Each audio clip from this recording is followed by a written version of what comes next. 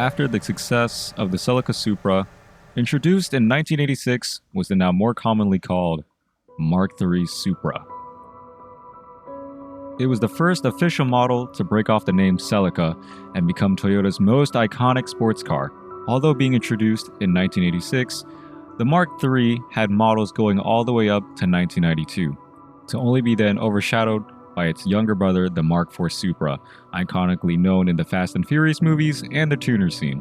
Sure, the Mark IV gets all the glory and fame, while everyone forgets that the Mark III was the one that laid the groundwork.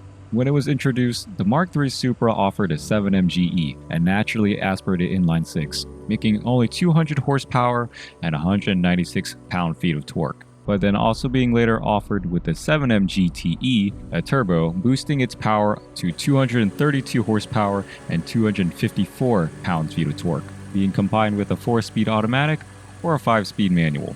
Sure, those numbers don't sound impressive today, but for what it was then, it was competitive. Although many people do consider the Mark III as a sports car, it does fall under the category of a grand tourer.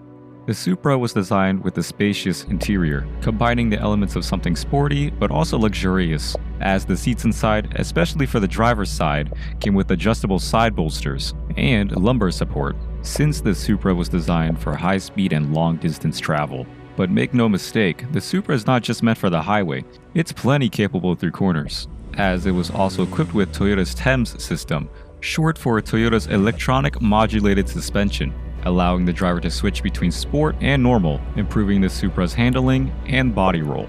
With all that being packaged in a sleek and aggressive style, for me, the Mark III was never about power. It was about what I felt.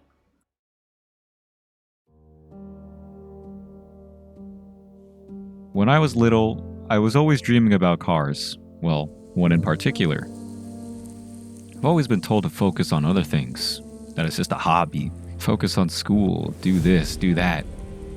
But at some point, I just needed an escape from it all. From taking the bus home, to walking home, and to now driving home. The Supra has always been on our driveway. It's always been there since I was born. All I could think about was the memories, and I used to beg my dad on certain occasions to go for a ride.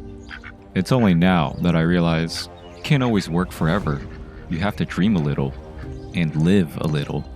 Every time I turn the key and start up the Supra, I feel as my life has been reborn in some way.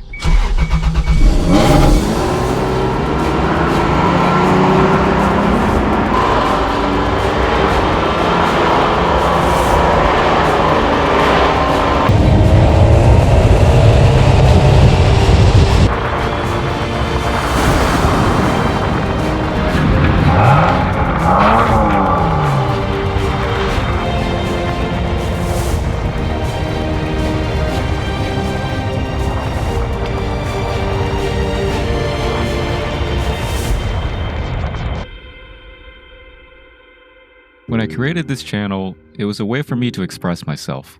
In the beginning, I didn't care about views or subscribers. I just wanted to put something out there.